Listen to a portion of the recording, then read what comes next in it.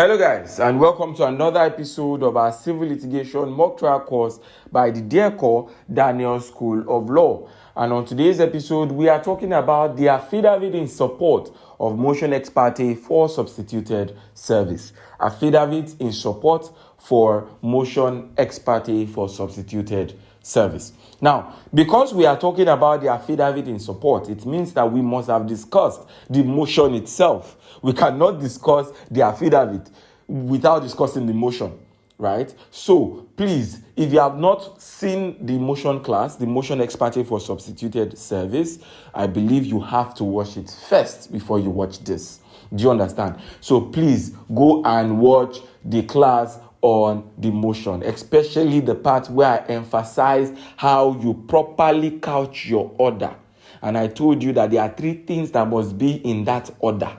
I told you that you must have not just the originating process to be served by substituted means, but all other processes in this suit. Number one, I told you that you must tell the court specifically the way you want the substituted service to be done. Is it by pasting it on an address? And if that is the case, you must specify which address. Is it by sending it to WhatsApp? If that is the case, you must specify the number. Is it by sending it to a social media account? If that is the case, you must specify which social media account. Is it by sending it to newspaper? If that is the case, you must tell the court which newspaper you want to publish it. Is it by giving it to an adult in the last known address of the person? You must tell the court the last known address and how you intend to effect that service. So these are the things that must be in your order. Do you understand? And lastly, the fact that I told you there are three things, right? And then lastly, the fact that you must then state that such be deemed as proper service on the defendant. So those are the three things. And I also further told you that when you are talking about the order, each order must have different things that you're asking the court for. If you want the court to serve in more than three houses by substituted means, by pasting it on the wall, then you cannot put those three houses in one order. You have to couch them in different orders, so that when the court wants to give his judgment, the court will say, okay, in the house at Banana Island, okay, you can serve there. But in the house at First Stack, which is order 2, you said you should paste it at the house at First Stack. You wrote out the address and all that. In this one, you cannot serve there. In the one at Ojo, you can serve there. So the court can give his order per the addresses that you have kept in different orders. Do you understand? If you mumbo jumbo them in one, the court might not know how to give his order. Do you understand what I'm saying? So please take note of that. Now, today, we are now talking about the affidavit. The affidavit that we must attach to our motion ex parte for substituted service. Now, so how do we draft this affidavit? The first thing is the heading of the court, right? And I've told you in my last class that when we are talking about this heading of the court, right, we should know the proper court that is going to have jurisdiction. And I've taught it in my jurisdiction class. That's module 2. And I've taught you that if you are going to draft the heading of the court in the High Court of the Federal Capital Territory, Abuja, in the Abuja Judicial Division holding at Abuja, that's how you draft it. If it's in Lagos, in the High Court of Lagos State, in the Lagos Judicial Division holding at Lagos. If you get that properly, then you have half or 1 mark in your exam. Suit number, you must make sure you put it in all your processes, whether it's the affidavit or the motion paper. Make sure you put it there. You have your 1.5 mark as the case is. Also, when we continue, we say between, then we talk about the parties, right? Now, between whoever the claimant is and whoever the defendant is. I have taught you in my parties to a civil suit class, module 3 of our course. I've taught you how you properly draft the parties section, right? I've taught it already. How do you properly draft the party section? It has been taught adequately. You have the claimant and the defendant. Now, I also taught you in our interlocutory applications class under module 8 that for every application, one party has to be the applicant, another party has to be the respondent. We have discussed that in details already. Do you understand that? So these are the things that we need to look at. So when you are having an affidavit, it is the same way you draft the party section, the suit number, and the heading of the court in the motion paper that you just replicate in your affidavit, right? The only thing that begins to change, you start changing when it now gets to that motion ex parte part. You change that motion ex parte to what? Affidavit in support of motion ex parte for substituted service.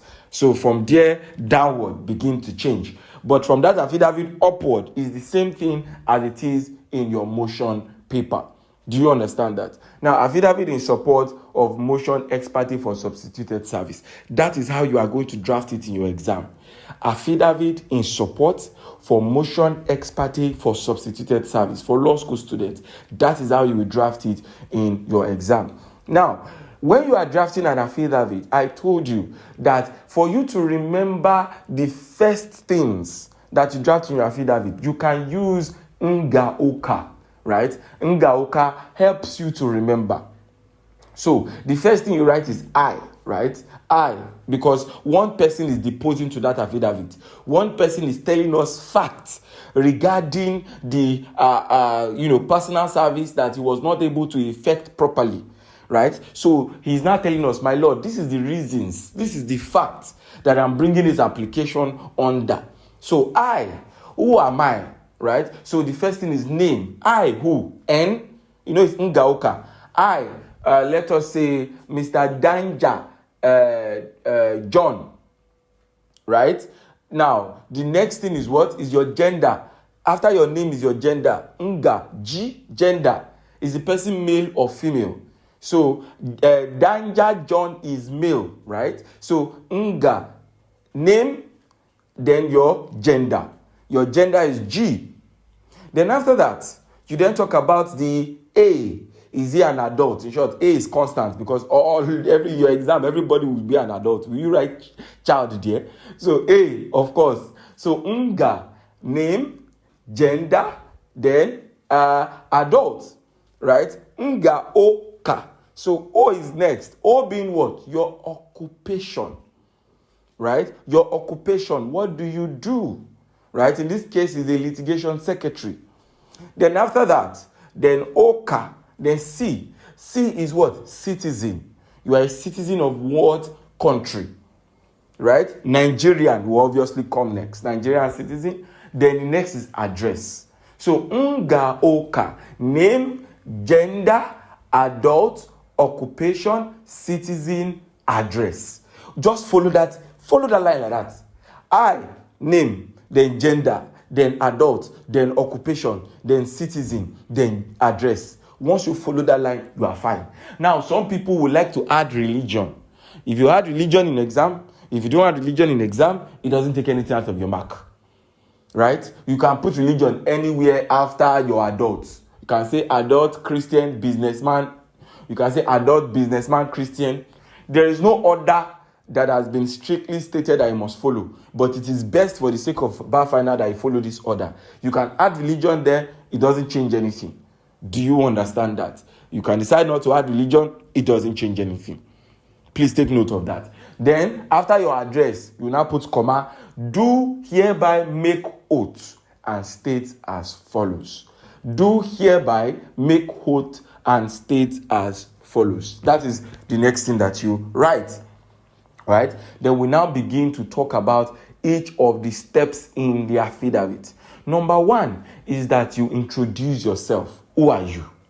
Now, I am the litigation secretary in the law firm of Daniels and Partners, counsel to the claimant applicant in this suit. Okay, you are the litigation secretary. So you can see, imagine that you are the judge and you are reading through the affidavit. The first paragraph already gives you an idea of who the person is. Who is this person that is deposing to this affidavit upon which a motion has been filed? The fact here is the basis upon which the motion has been filed, upon which they are telling me to grant the orders stated in the motion paper. Who is this person?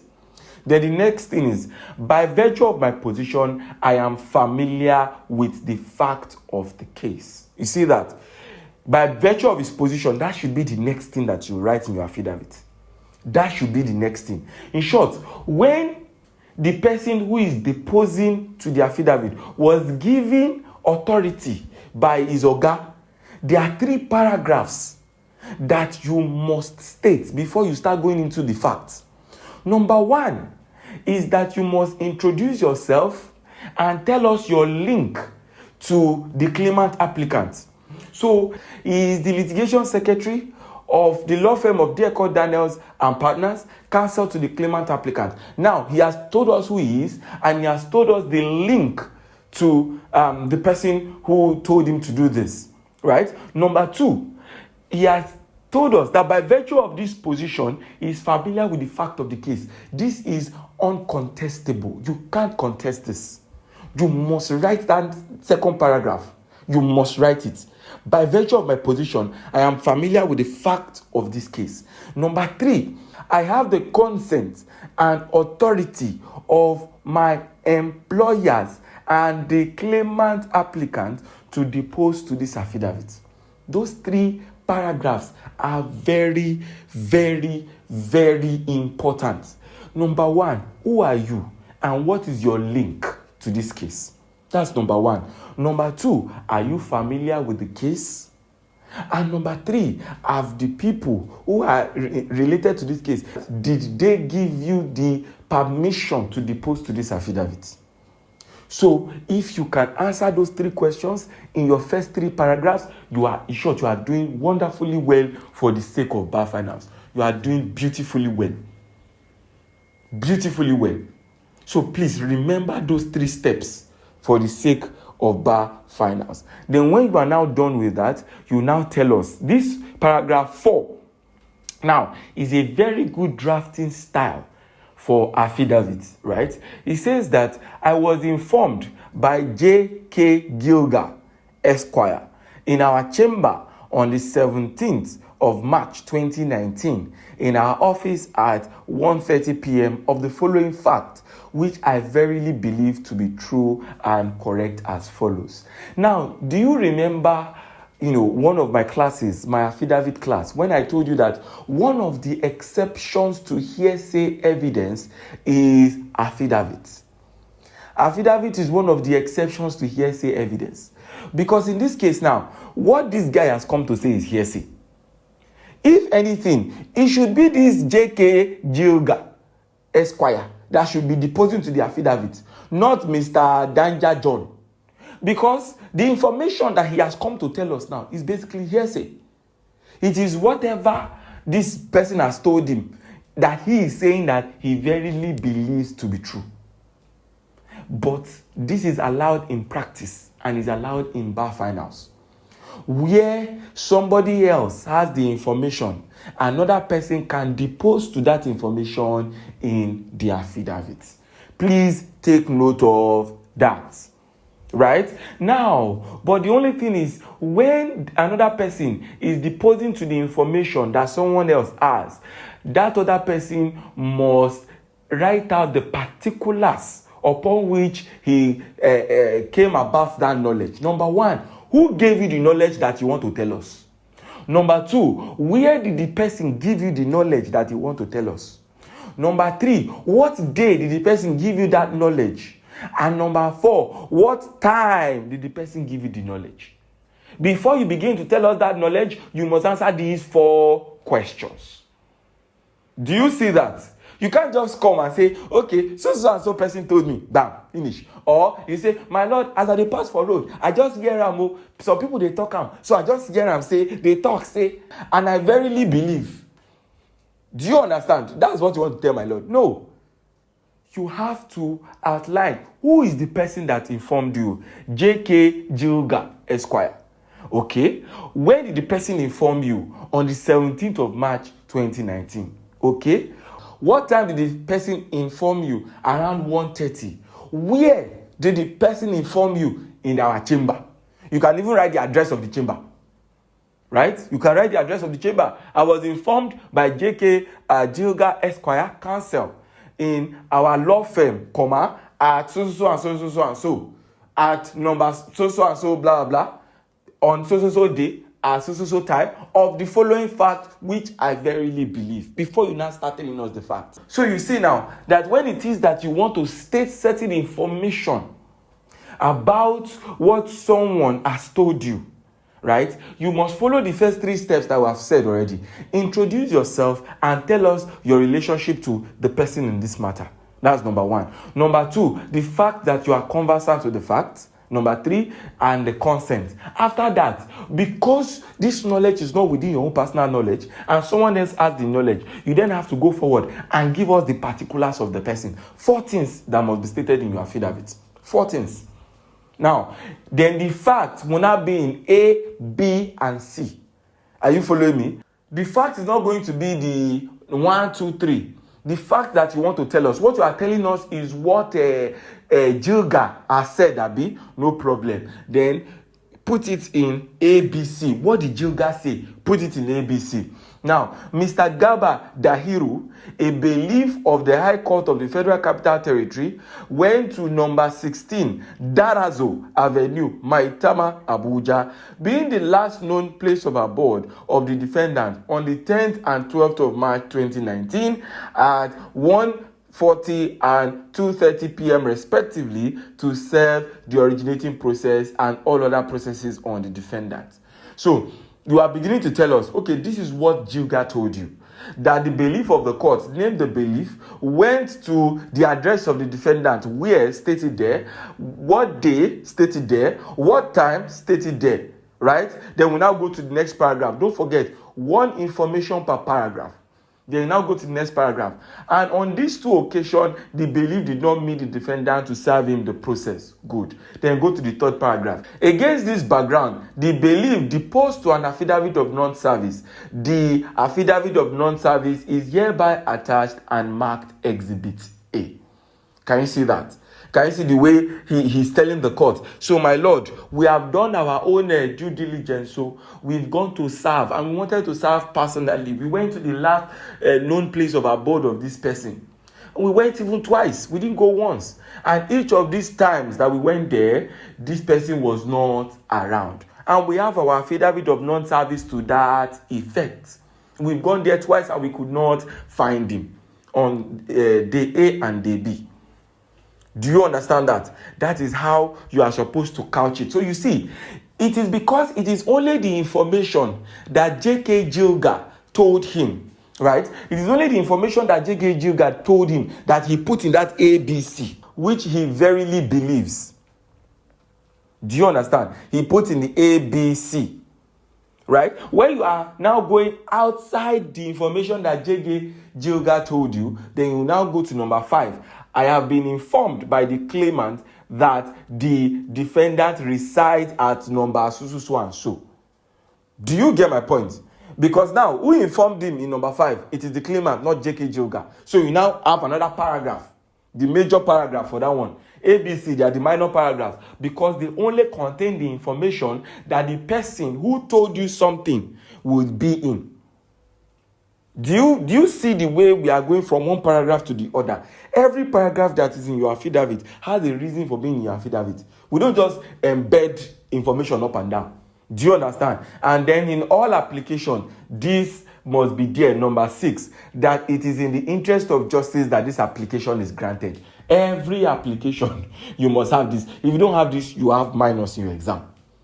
It is in the interest of justice that this application be granted, or it is in the interest of justice that this application is granted. Do you understand? Now, let us do a rundown again from the beginning of our affidavit in support. Please, affidavit in support of the motion ex parte for substituted service. That's how you couch it.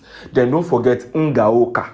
Don't forget that. Then after your Ngaoka, comma, you now write, do hereby make oath as state as follows. Then you introduce yourself and your relation with, anybody here. Your relationship can be with the claimant. So I am the brother to the claimant in this case. Your relationship can be with the claimant. And by virtue of my position, right, I am familiar with the fact of this case. And by virtue of being the brother of the claimant, I am familiar, right? And I have the consent of the brother, that's the claimant, to depose to the affidavit. So it is not necessary that he has to be litigation counsel or be litigation secretary. It's not necessary. It can be anybody. But you must tell us who you are and your relationship with either the counsel or the claimant. So I am the brother, right, to the so and so. I am the this. Do you understand? Just take note of that. But after you have told us who you are and your relationship, you must tell us that by virtue of that position, you are familiar with the fact. Then you must go further and tell us that you have the consent of those persons to depose. Then after that, if it is such that you got the information from somebody, then you must give us 4 particulars of that information. Who you got the information from, where you got the information, when you got the information, time you got the information. Those 4 things must be embedded in one paragraph before you now start minor paragraph A, B, C, telling us each of the information that you've gotten from that person. And when it is such that you are done, you then go back to a major paragraph and continue drafting. Do you understand that? Also, when you have affidavit to attach, what you are supposed to say is, as we can see in paragraph 4C, the affidavit of non-service is hereby attached and marked exhibit so and so. Do you understand that? And in every application, you must have that it is in the interest of justice that this application is granted. Then after that, you must also state, I make this affidavit conscientiously, believing same to be true and by virtue of the provisions of the Oath Act. Please don't forget, you must always write this. So after it is in the interest of justice, there are 2 paragraphs that are non-negotiable, right? It is in the interest of justice. Then you now write again that I make this oath conscientiously, believing same to be true and by virtue of the provisions of the Oath Act. You must cram it. There are just some things that you must cram. Yeah, just like in your statement of defense, that's your general traverse, save and accept as in herein after expressly admitted. You must cram it. You must cram it. It is a must. So this one too, you must cram it. Then you have the deponent. You don't write the name of the deponent because the name of the deponent has already been written up in your Gaoka. We already know. So down, you don't write name again. You just write dash. At the right hand side, dash, deponent. Then this one, sworn at the High Court Registry, Abuja. If it is the Lagos one, you say sworn at the High Court Registry, Lagos, right? Dated dash day of dash 2019. And then you have before me, Commissioner of Oath, which must be at the center. And so with this, we'll round up our class for affidavit in support of the motion ex parte for substituted service. And this is our end of our class for service of court processes. We then can now start our next module on trial preparation and evidence. Trial preparation and evidence. I will see you in our next class. Please have a very wonderful day.